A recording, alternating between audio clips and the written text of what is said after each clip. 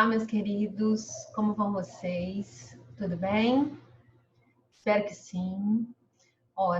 Na última aula, eu enviei a vocês alguns exercícios. Eu preciso que vocês entrem em contato, me falem se tem alguma dúvida a respeito das misturas gasosas, que a gente vai fazer, então, uma live para tirar essas dúvidas restantes, se é que existem ainda, tá?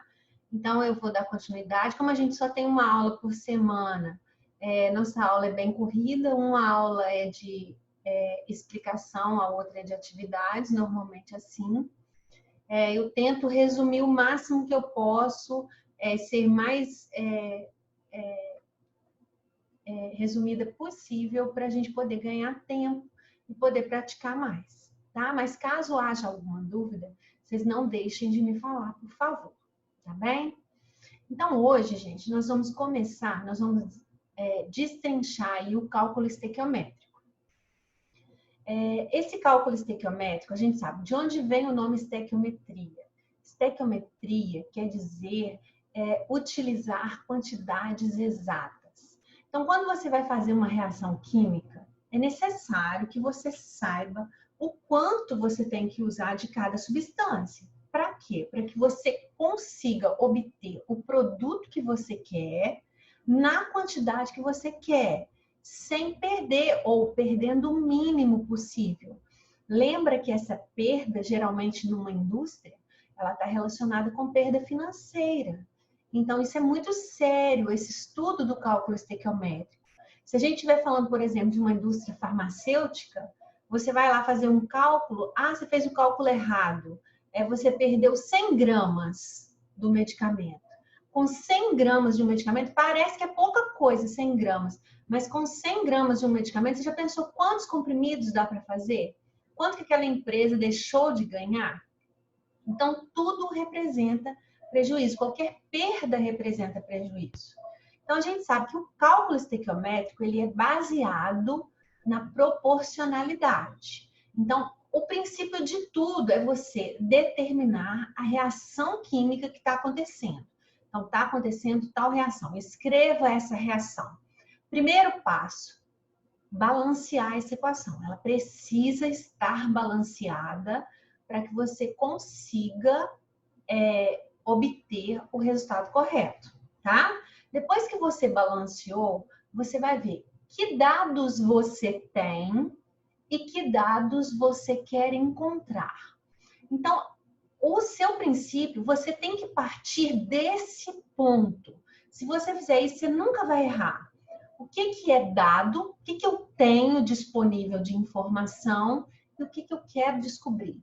Já que a gente vai montar uma regrinha de 3, porque já que é proporcionalidade, essa regrinha de 3 ela vai ter a comparação de duas substâncias. Uma que é dada e uma que é pedida. Sempre assim.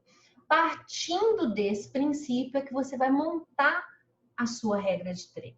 E a gente sabe que nessa regra de 3 podem aparecer grandezas diferentes. Então, vamos analisar aqui, ó. Escrevendo fica mais fácil da gente gravar. Olha só. Vamos pegar uma reação química qualquer para a gente poder fazer um comparativo. Então, olha só. Vou pegar uma reação de neutralização, por exemplo. Ó, HCl mais NaOH, que vai formar NaCl mais H2O. Beleza. Então, primeira coisa, a reação está balanceada, pelo que você está vendo. Então, você tem que ver se realmente 2Hs, um Cl, um Cl, um Na, um Na, beleza. Aí, você vai lá e você vai ver que no que é dado e no que é pedido, pode aparecer, presta atenção, pode aparecer massa, pode aparecer número de mols, que na verdade a gente chama de quantidade de matéria, né, gente? Pode aparecer volume e pode aparecer número de moléculas ou átomos. Então, no seu cálculo, você pode calcular tudo isso aqui. Volume, você lembra que vai estar sempre associado, geralmente, a gases. Aí você lembra que nós falamos lá do volume molar dos gases. Esse volume molar, ele está associado a 22,4 litros, né? Lembra que se eles modificarem lá o valor da pressão, pode ser que ele mande você usar 22,7, não tem problema. Lembra da constante de Avogadro que nós falamos? Que 1 mol de moléculas está sempre associado com 6,02 vezes 10 a 23 moléculas. Ou 1 mol de átomos está associado com 6,02 vezes 10 a 23 átomos. Depende do que ele está te pedindo. Agora, massa, você sabe que você vai sempre associar com a massa molar, que é a massa da tabela periódica. Certo? Você sempre tem esse valor, porque você tem as massas da tabela. E o número de mols você vai associar com o coeficiente da sua equação. Por isso é tão importante você balancear, porque esse número que vem aqui na frente é que vai te indicar quantos mols reagem com quantos mols e produzem quantos mols lá no produto, tá? Então, vão poder aparecer para você essas 4 formas aqui. E você vai, então, identificar de que se trata. Então, naquele caso ali, ó, do HCl, vamos pegar ele e passar para cá. O HCl com NaOH. Ele vai virar para você, por exemplo, olha como que de uma pergunta ele pode tirar um monte de coisas. NaCl mais H2O. Ele vira e fala assim, ó, reagindo. Aí ele põe lá. 146 gramas de HCl, calcule. Aí ele fala, ó, na letra A, você vai calcular a massa de água formada, massa de água, beleza. Então, vamos calcular. Vamos partir daquele princípio que eu falei com vocês. O que ele me deu e o que ele me pediu. Então, ele me deu esse 146 aqui. Você está vendo que esse 146 não está na letra A? O 146 está no enunciado do exercício. Isso quer dizer que esse 146 vale para todas as letras que aparecerem aqui. Beleza, então é o único dado que eu tenho. Ele me deu que do HCl ele usou 146 gramas. Beleza.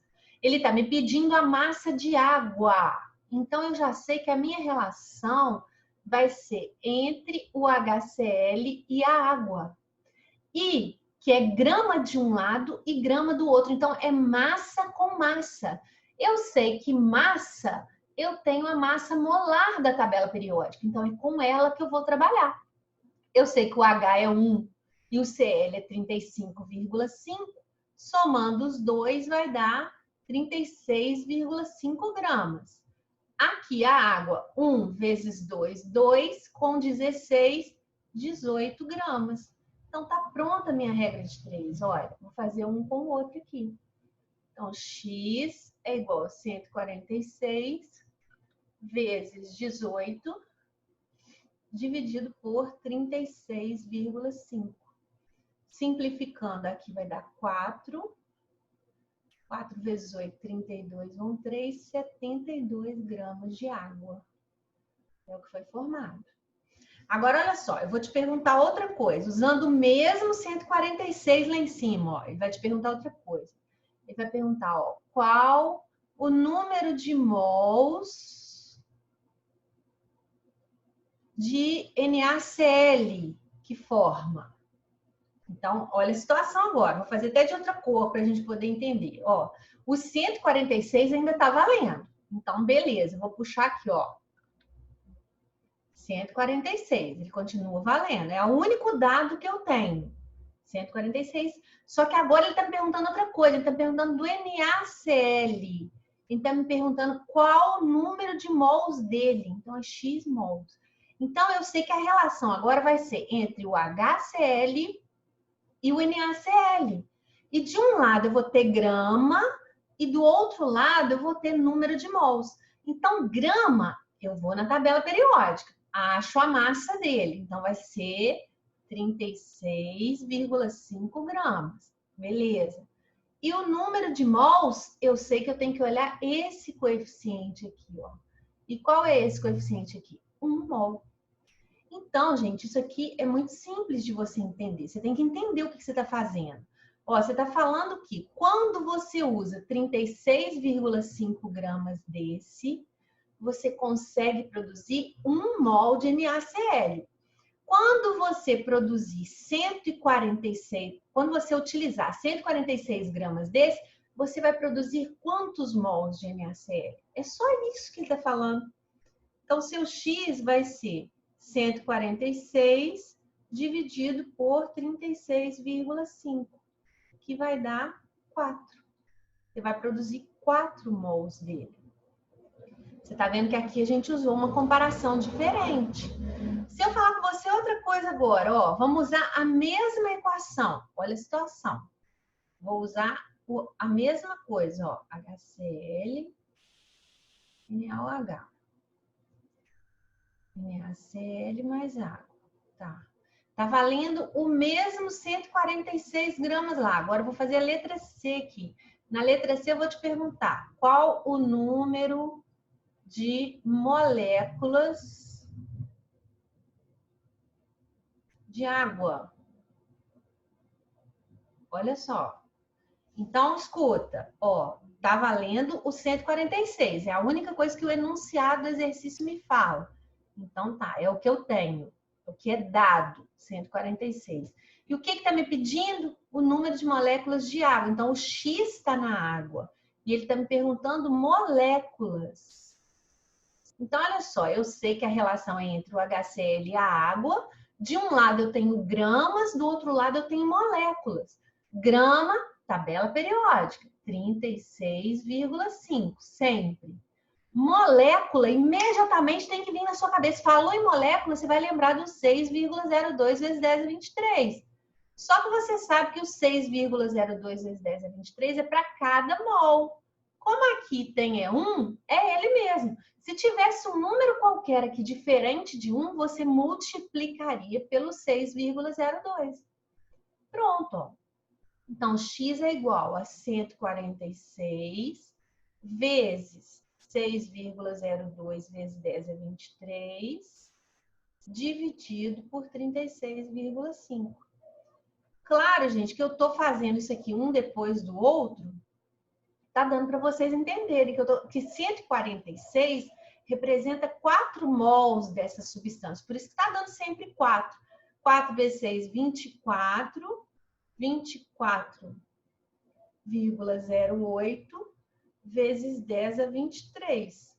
Colocando em notação científica, 2,408 vezes 10 a 24. Apertei sem querer aqui. 24 moléculas.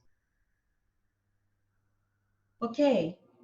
Da mesma maneira, se você tiver um gás, você pode trabalhar com volume. Você sabe que esse volume de 22,4 litros, ele corresponde ao volume dessa substância na CNTP. Então, se a gente pegar, por exemplo, H2 mais meio O2, que formou H2O. Eu vou te falar, ó, usando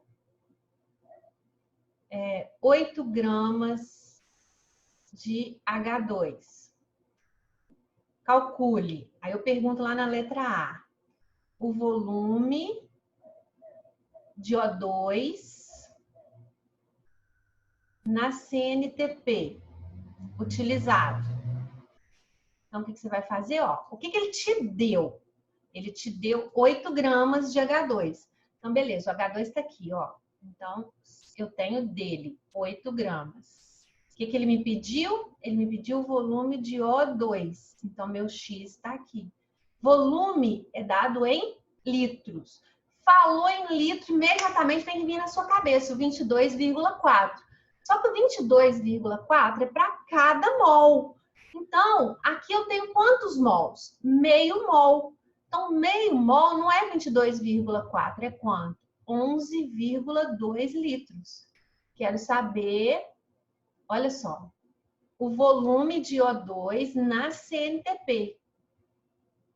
22,4. Ah, não, aqui não é X, não. Botei errado aqui, ó.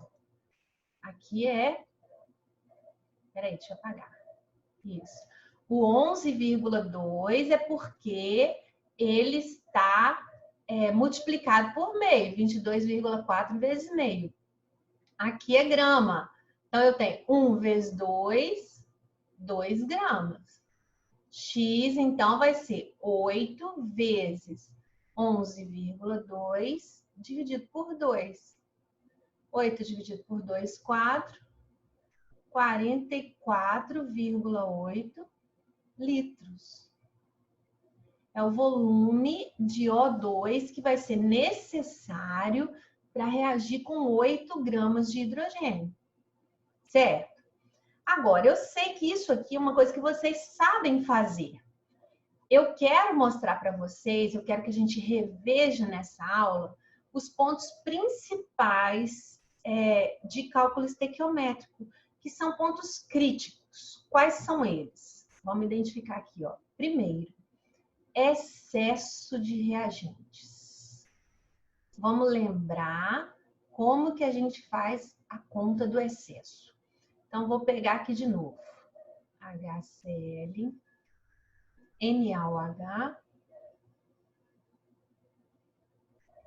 NaCl e H2O. Aí eu vou virar para você e vou falar o seguinte, ó. São colocados para reagir 73 gramas de HCl e 90 gramas de NaOH. Calcule a quantidade de água em gramas formada. Aí você vai falar, nossa, tem muitos dados nesse exercício. Olha, ele deu a massa do HCl, deu a massa do NaOH e está pedindo a massa da água.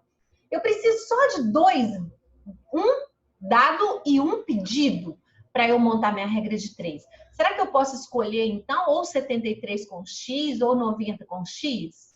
Não. Ele não te deu esses dois dados aqui de graça porque ele é bonzinho, não. Ele te deu porque um dos dois está em excesso. E um dos dois está errado. Você precisa descobrir quem é que está em excesso. Como que você vai fazer isso? Massa, a gente não compara, não é com o mol? Então, olha só, se a gente fosse fazer uma regrinha de 3 entre os dois, você faria assim, ó, 73, 90, faria o mol desse aqui e o mol desse aqui. Então, o mol do HCl é 36,5. O Na é 23, com 24, com 16 dá 40. Na hora de você fazer a conta, você não faria 73 vezes 40 e 90 com 36,5? Então, por isso que a gente vai aplicar essa regrinha aqui do excesso. Ó. Quando você quiser descobrir quem está em excesso, vou te explicar como que você vai fazer agora. Ó. Você traz aqui para baixo os dois que você está desconfiado que está em excesso. Na frente de cada um, você coloca a massa que o exercício te deu. Ó, 73 e 90. É a massa de cada um. É essa massa que você está descobrindo quem está em excesso. E você vai multiplicar essa massa pelo mol do outro. Olha, como se você estivesse fazendo a regrinha de 3. Multiplica em X. Ó, 73 você vai multiplicar pelo mol do outro, que é 40. E o 90 você vai multiplicar pelo mol do HCl, que é 36,5. Aí você vai fazer essa conta. Olha, vamos fazer aqui, ver quanto que vai dar. 73 vezes 40 dá 2.920. E 90 vezes 36,5 dá 3.285. Olha só, isso aqui, esses valores aqui, você não usa para nada. Se não tivesse nenhum dos dois em excesso, daria exatamente o mesmo resultado, em cima e embaixo. Como existe um valor maior, esse valor maior indica a substância que está em excesso. ok? Então, esse 90 gramas aqui, ó, está errado. Ele está em excesso. Se você quiser saber de quanto é o excesso, como que você vai fazer? Ó, eu quero saber, então, qual que é a massa real? Tá, tudo bem, ó. 73 reage com X. Não sei a massa desse. O mol desse daqui eu sei, 36,5. E o mol do outro eu também sei, que é quanto? 40. Então, o que eu estou falando aqui? Eu estou falando que 36,5 reage com 40. 73 vai reagir com quanto? Então, X é igual a 80 gramas. Então, o 80 gramas, gente, é a massa real. É a massa que reage de verdade. Quanto que tinha lá dentro do recipiente? 90. Menos 80 que reagiram, sobrou quantos gramas de excesso? Olha, 10 gramas de excesso. É muito comum também a gente encontrar nas provas de hoje, ao invés deles perguntarem quem é o reagente em excesso, eles perguntam quem é o reagente limitante. O limitante é o contrário do excesso. Por quê? Porque é aquele que limita a reação. Na hora que ele acabar, a reação vai parar. Então, se eu tivesse te perguntado quem é o reagente limitante, você me diria que é o HCl. Ele é o limitante. Ok? Abre bastante o olho com relação a isso. Mas a pergunta do exercício foi qual a quantidade de água? É isso que você tem que calcular. Sendo assim, se eu descobrir que o 90 está errado, eu não precisaria ter feito isso aqui. Eu fiz para a gente descobrir de quanto era o excesso. A partir do momento que eu descobri que o 90 está errado, então eu sei que a minha regra de 3 ela tem que ser entre o X e o 73. Então, ó, 73 gramas de HCl produzem X gramas de água. O mol do HCl, que é 36,5, e o mol da água, que vai ser 2,16, 18. Lembra que se por acaso tivesse um número aqui na frente, você multiplicaria por ele. Então, quer dizer que o X vai dar 36 gramas de água. É a quantidade de água produzida. Ok? Vamos ver mais um desses de excesso, porque esse aí é um exercício muito comum de cair. Ó, vamos fazer, por exemplo, um outro onde a gente não tenha massa. Vamos fazer um diferente, que tenha número de mols. Por exemplo, ó, N2 mais 3H2, que vai formar 2NH3. Ele vai te falar o seguinte, olha. 3 mols de N2 reagiram com 8 mols de H2. Foram postos para reagir. Identifique primeiro. Vou pedir aqui, ó, o reagente limitante. Beleza, então vamos achar quem é o limitante. Você viu que a gente está falando agora em número de mols? Então, o número de mols é esse número aqui da frente, a quantidade de matéria. Então, eu tenho 1 e tenho 3. Então, na hora que você passar aqui para baixo, que você for ver quem está em excesso, você não vai usar grama. Você vai usar os coeficientes, porque a gente não está falando de massa. Então, qual foi a técnica que eu te falei? Ó, traz aqui para baixo os dois envolvidos, o N2 e o H2. Na frente você coloca o que o exercício te deu. O exercício te deu 3 mols para esse e 8 mols para esse. Confere? E você vai multiplicar pelo número de mols do outro. Olha, então o 3 do N2 você vai multiplicar pelo 3 mols do H2. Olha, o coeficiente do H2. E o 8 do H2 você vai multiplicar pelo 1 do N2. Então, olha o que vai dar. 9 e 8. O que eu acabei de descobrir? Que esse aqui está em excesso, porque ele é maior. E esse aqui é o que eu estou procurando. Ele vai ser o limitante, porque ele vai acabar e o outro vai sobrar. Aí ele vira para você na letra B e fala assim, ó, calcule o excesso. Beleza, então se você descobriu que o H2 é o limitante e o N2 está em excesso, quer dizer que esse aqui está errado. O 3 está errado. A gente precisa descobrir o valor correto. Então, você vai colocar o X no lugar dele. X mols do N2 reagem com 8 mols do H2. Vou comparar com os de cima. Quanto que eu tenho do N2 em cima? 1. Quanto que eu tenho do H2? 3 mols. Então, meu X vai ser 8 dividido por 3. Então, 8 dividido por 3 vai dar 2,67 mols. Quanto que tinha dentro do recipiente? 3 mols. Então, ó, esse 2,67 é o verdadeiro, é o que reage. Então, 3 menos 2,67 vai dar 0,33 mols, que vão ser o quê? O seu excesso. Ok? Então, você pode calcular excesso em massa, em grama, pode calcular o excesso em números de mols. Você vai sempre comparar com aquilo que você está calculando. Combinado? Outro ponto muito importante que a gente vê nas provas, abordando o cálculo estequiométrico, é o rendimento e o grau de pureza, que são simples, mas muita gente confunde.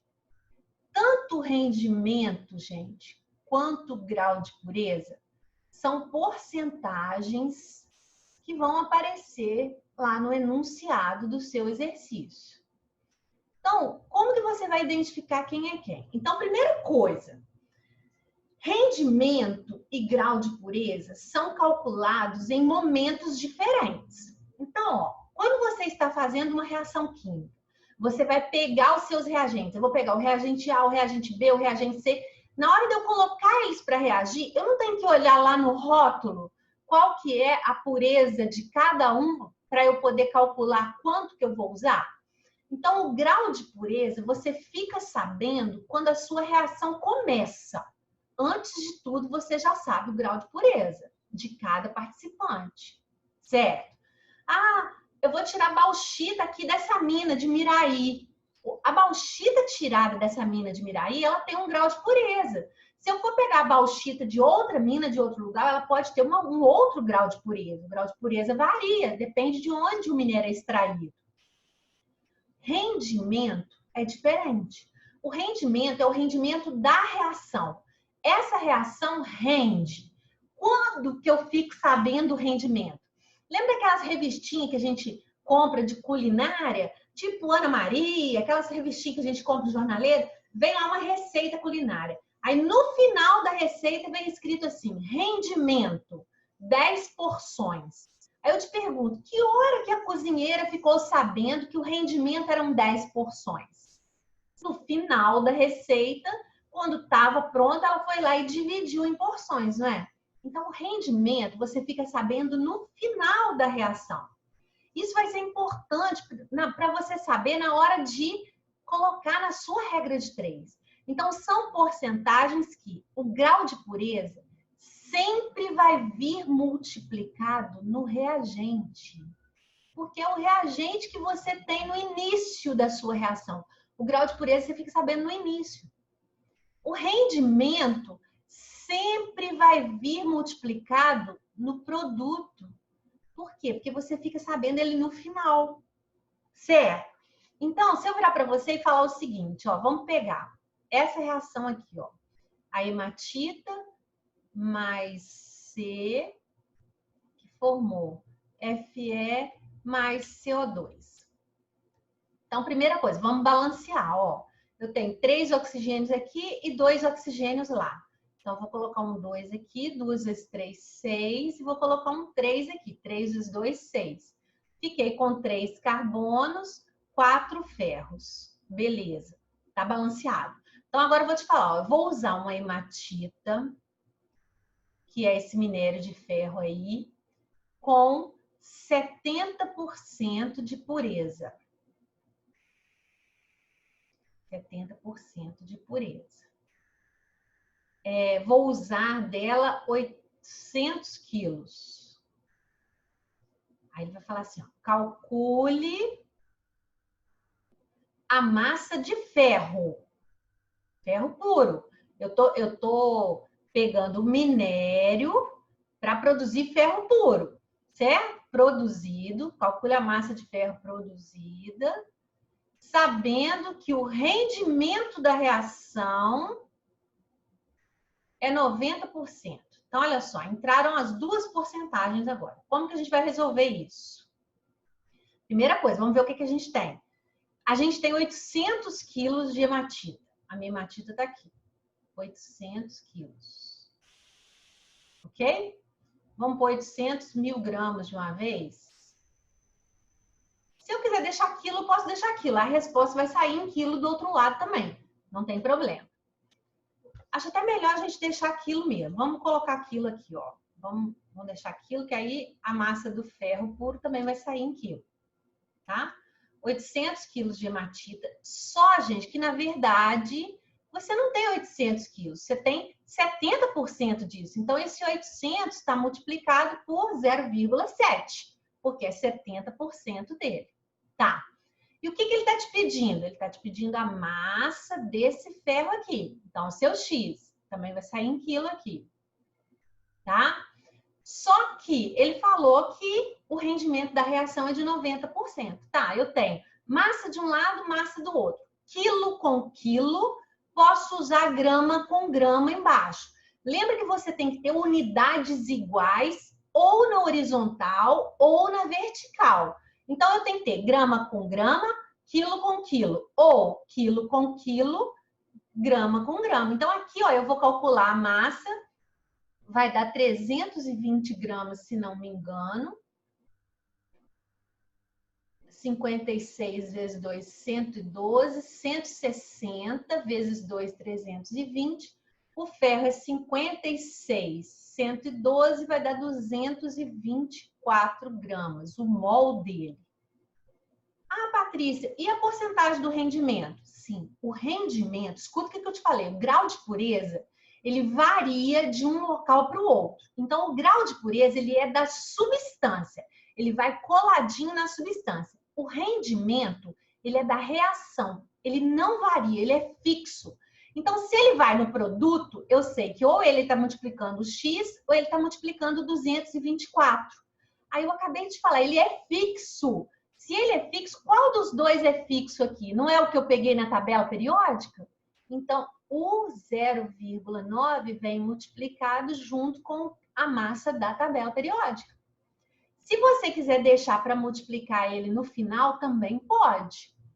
Então, o seu X vai ser 800 vezes 0,7 vezes 224 vezes 0,9 dividido por 320, que vai dar 352,8 quilos.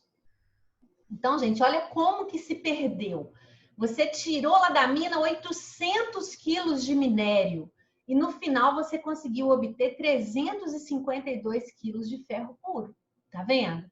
Então, se perde muito quando o grau de pureza e o rendimento não são 100%.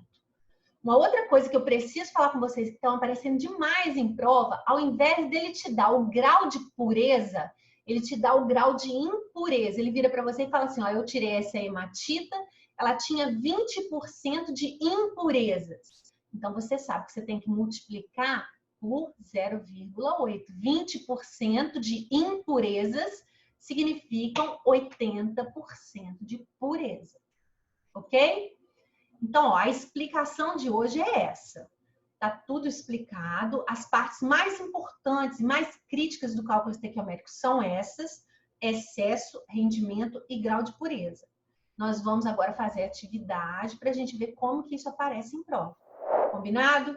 Então, por hoje é só. Beijo grande para vocês. Fiquem com Deus.